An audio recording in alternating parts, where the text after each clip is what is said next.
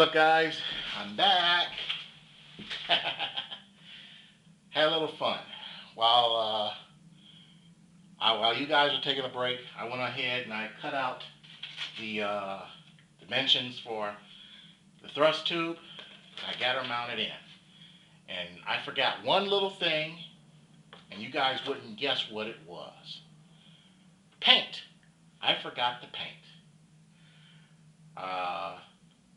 It would have been nice to have some nice flat spray paint to paint that thing real quick and fast. I forgot to paint.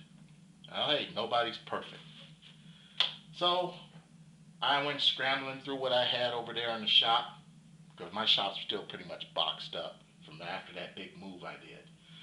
I went over there and scrounged around to see what I had. Turned out I had a bottle of flat black paint. One of those little paint bottles. Got a brush. Brushed it up real nice. So the thrust tube is in there. Looking good. It's flat black, but it's going to take a bit to dry, seeing that I had to put it on by hand. And I got everything up in the thrust tube. It looks good. Put it back on the jig for the dihedral. That way she has something to sit on while we're working with it. And nothing will be in the way. Next, we're going to go ahead and set up where we're going to mount the ESC and the receiver. Now, one thing you can get from the dollar store too, this, I guess you can say this is a real cheap project here, because we're getting most of the stuff from the dollar store. Velcro strips. I got several here. So we're going to set up Velcro where we can strap down the battery and the ESC and the receiver as well too. Now these things usually have a adhesive back, which this has, but how many times have you pulled it apart and that adhesive backing has come off? Yeah, that's happened to me too. So we're going to call upon the glue gun for this one. Chris used some foam safe CA, but I'm going to use the glue gun. And as you can see too, I went ahead and reinforced it with packaging tape. Reinforced the airfoil, and there's the hinges that I use packaging tape for, and there's the fuselage halves that I also reinforced as well too. So let's go ahead and set up the mount the ESC. And let's see here. I'm going to have my strip sitting right here, coming down to the ears, because this is what's going to hold the battery as well. We can cut it right there.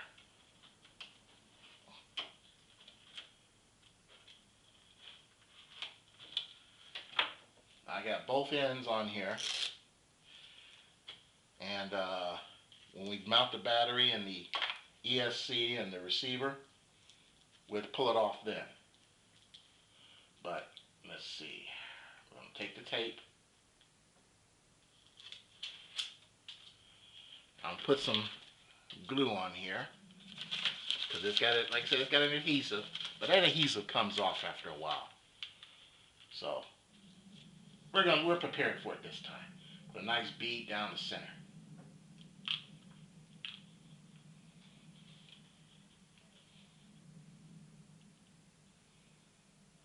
Right down the center.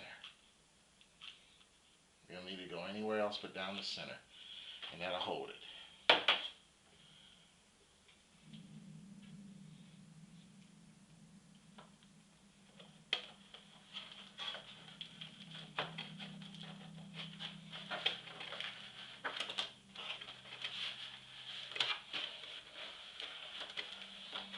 There's our Velcro strap that will hold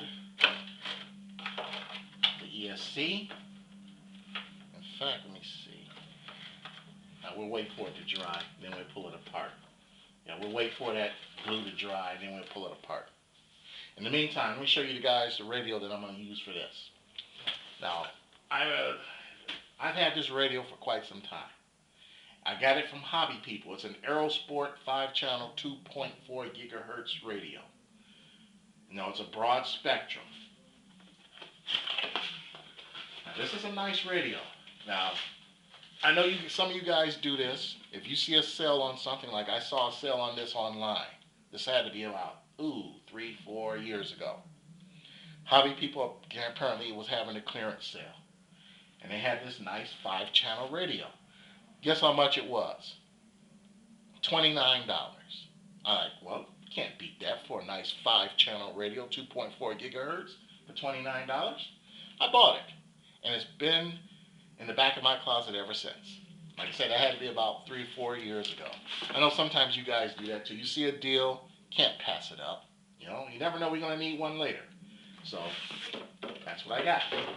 Now, here's a nice thing about this radio. I said it's 2.4 gigahertz. Doesn't come with servos, just a receiver. They even give you a power pack here where you can add batteries in it, so you can, or NiCad batteries, so you can hook it up into here. If you don't want to set them here, you can pull these foam things out, these spacers, and you can hook up that. But I don't think it'll be a problem there. We only need 4 batteries. Now here's the nice thing about this radio. Not only is it 5 channels, it's programmable as well too. And like I said, it's maybe a little cheap, but it's programmable, which is nice. Here's what it's programmed. It's got a little switch here, a mixing switch. You can switch it to V-tail, delta tail, or normal. Normal being the normal configuration of airplane controls. Delta being using flaperon or ailerons, as you see here, what we're going to use, or the V-tail. You've seen those planes with the V-tail? Yeah. All you got to do is, and you don't have to go through any elaborate programming like you have to do with my Fatava or my 9X. All you got to do is, here's your little receiver right here. Gonna switch. Okay, there's a couple things I threw in here. You got a neck strap. Here's your receiver. Look how small that receiver is, man. This is nice. And all you got to do, as I recall what the instructions said, was to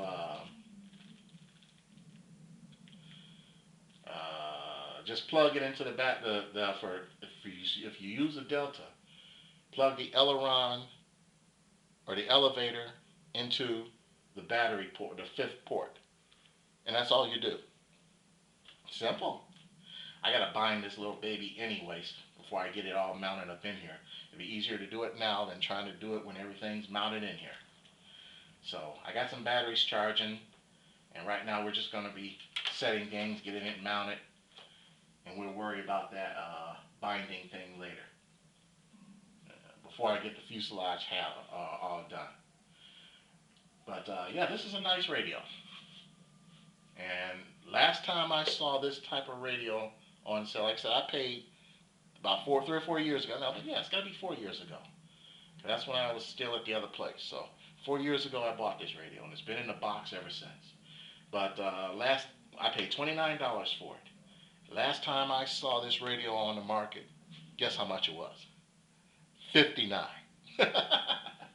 So you know how they, like I say, you see a deal, grab it while it's a deal, because later on it may be more. So that's what we're going to use in this. And let's see, I got to get those servos. 1 second here. Let me go grab those servos.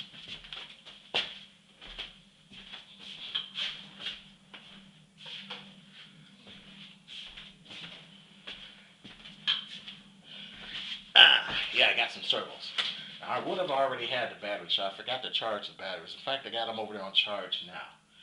A while ago, I also saw some batteries on sale at Hobby King. I grabbed a few of them. You never know when you're going to use them. And sure enough, they sure have come in handy. So they're over there charging now. So I need 2 of these 9G servos. That came with the 70mm power combo kit. Now let's see.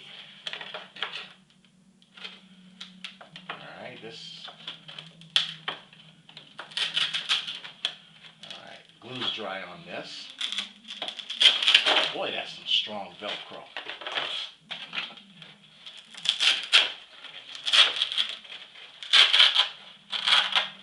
Now, if I had kept it, if I hadn't have put that Velcro on, or the glue on the back of the Velcro, would have pulled all that up. That the glue that comes on with the Velcro doesn't hold. Like I said, I'm sure some of you guys have run into that problem. So that's, like I said, a little dab of glue helps. Let's see, we're going to cut that. We're going to mount it on the back of the ESC.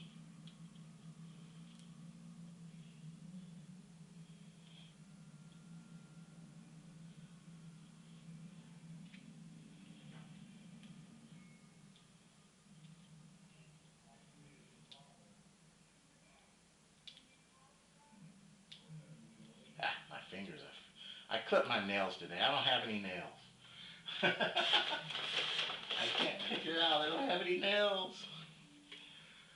Let's see. Here we go.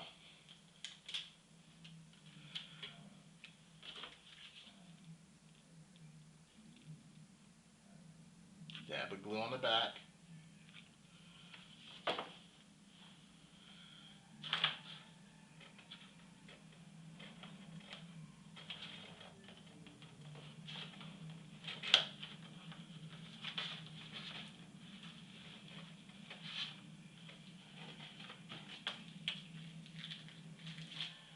There's your ESC mounted.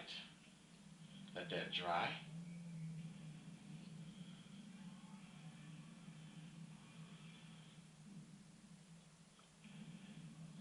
And I just got a couple of those wires for the receiver.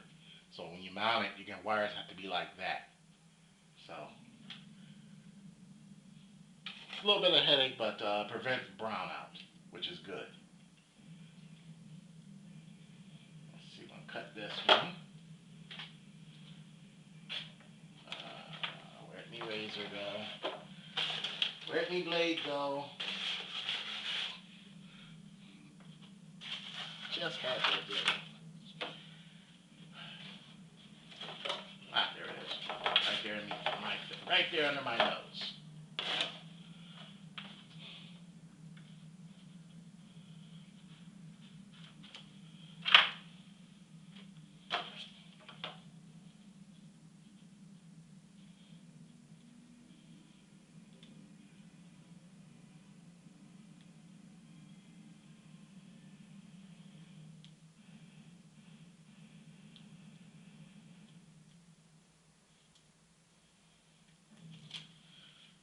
Okay. Now let's put a little dab of glue.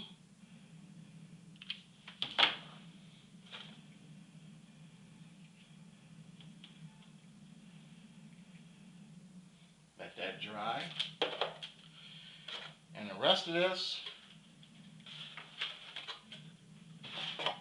we use it on the back of the battery, like so, when I get my 4-cell battery. So we'll just put it right back here in the meantime. That way we don't lose it.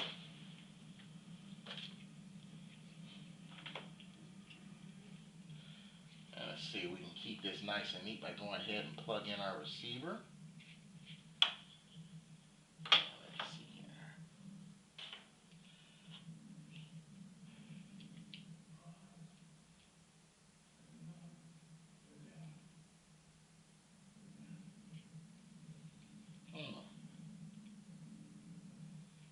Okay, there it is, battery. Got it. Hope that's the right way. Good question. I'll find out as I go along. But here we go.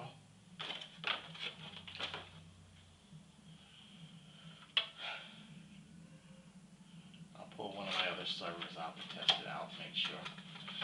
Okay. So we're gonna just mount it, set that in like so, where she's out of the way. Receiver, we're also going to put that in set it right there too, where it's out of the way. Now one thing you want to make sure when you're working with EDF units that the EDF unit is clear. Just like a real jet engine or a propeller plane, you want to make sure nothing is in the way of the blades. It's all clear there, and nothing will. I'm gonna secure these lines so it doesn't somehow work its way back in there. So I'm gonna secure these lines because this is a long line and it doesn't need to be this long, but I'm gonna secure it that way it doesn't interfere with anything. So now let's turn to the fuselage. Let me see if I can find. Here are the plans that I had. Well, what's the remnants of the plans I got. I have them enlarged. See if I can find the one for the fuselage. There's a top half there. And where are the sides?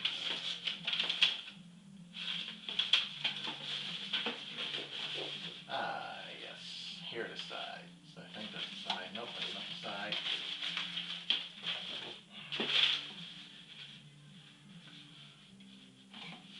You know what? I think I know where they are.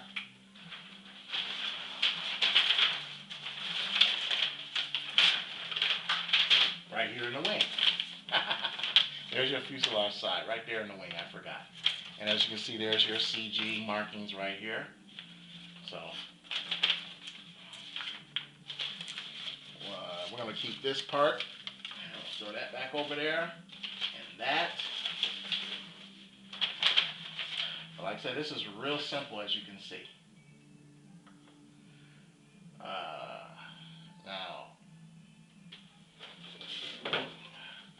going into my instruction book here. Let's see. Now, it's telling us how to set everything up. Got the power line hooked. We want to set it for Delta. I gotta find that.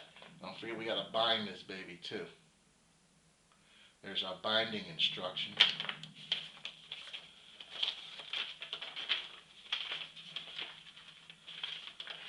So, like I said, I'm not gonna bore you with this. Here we go.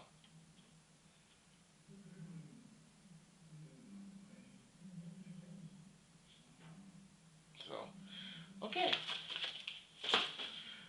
Well, let's go ahead and tinker with these fuselage halves. Then we'll worry about the receiver. Let's see. We need the fuselage halves. Let me see here. Grab the other one so I can. Okay.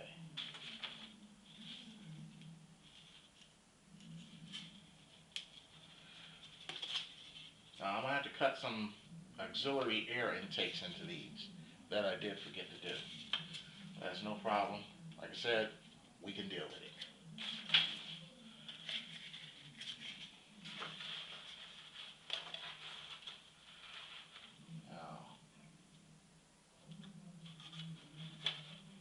We'll refer back to the directions here. That's why I hung on to this, because I want to make sure that I don't make any mistakes and you don't throw everything away in case you have to refer back to it, which I'm doing right now. That's referring back to it.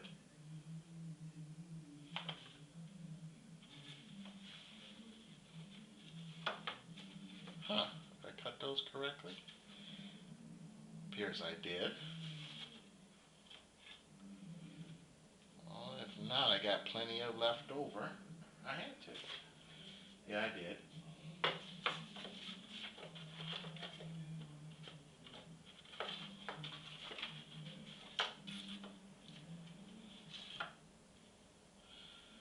So,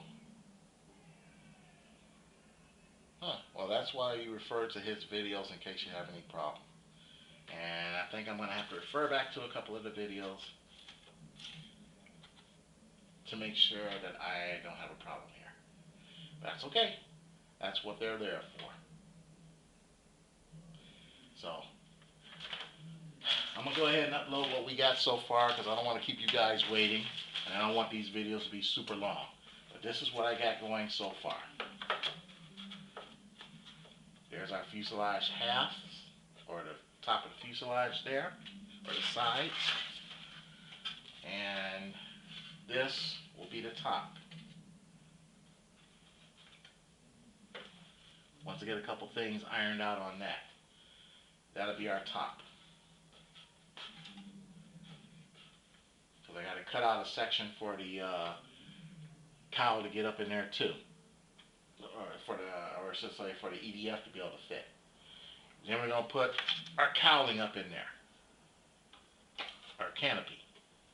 So yeah, it's gonna look good.